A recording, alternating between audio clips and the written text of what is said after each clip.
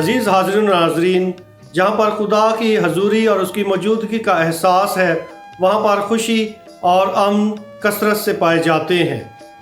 آج کی جو پاک انجیل ہے اس میں ہم سنتے ہیں کہ مقدسہ مریم مقدسہ الصبات کے ساتھ ملاقات کرنے کے لیے یہودا کے کوہستان کو جاتی ہے۔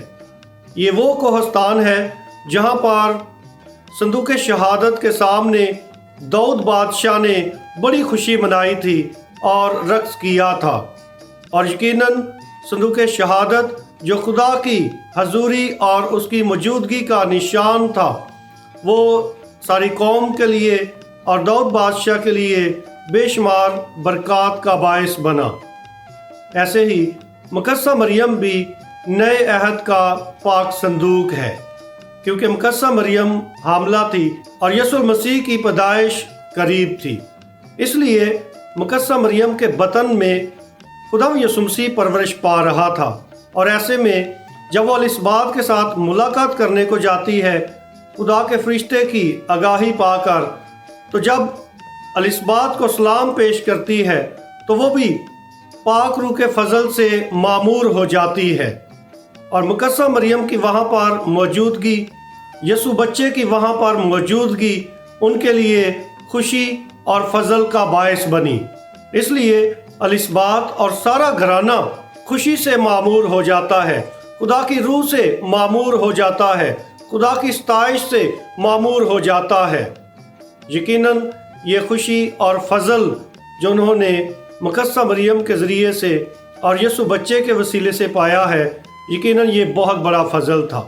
اور جیسے ہی الصبات نے مقدسہ مریم کی آواز سنی تو مقدس یوحنا جو الصبات کے بطن میں تھا وہ بھی خوشی سے اچھل پڑا۔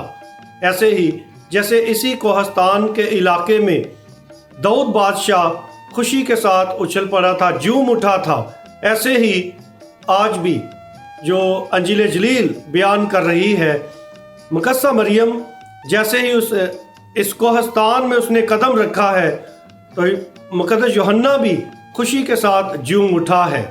جہاں پر خدا کی رحمت ہے، جہاں پر خدا کی حضوری ہے، وہاں پر خوشی اور امن ہے۔ آج ہم آمد کا چوتھا اتوار منا رہے ہیں، اور آج کی جو شمع ہے اس کا موضوع امن اور سلامتی ہے۔ آئیے ہم ایک ہی خدا پر ایمان رکھتے ہوئے اس کی حضوری کو ہر جگہ محسوس کریں، اپنے اندر، اپنے ارد گرد اور اپنے ارد گرد کے ماحول میں خدا کی حضوری کو محسوس کریں۔ یقیناً جب ہمارے دلوں میں خدا کی حضوری کا یہ احساس مضبوط ہوگا تو ہم ہمیشہ پرامن رہیں گے اور ایک دوسرے کے ساتھ امن اور سلامتی سے پیش آئیں گے، اور یوں ہمارے وسیلے سے اس دنیا میں امن قائم ہوتا رہے گا۔ آپ سب کو آمد کا چوتھا اتوار بہت بہت مبارک ہو۔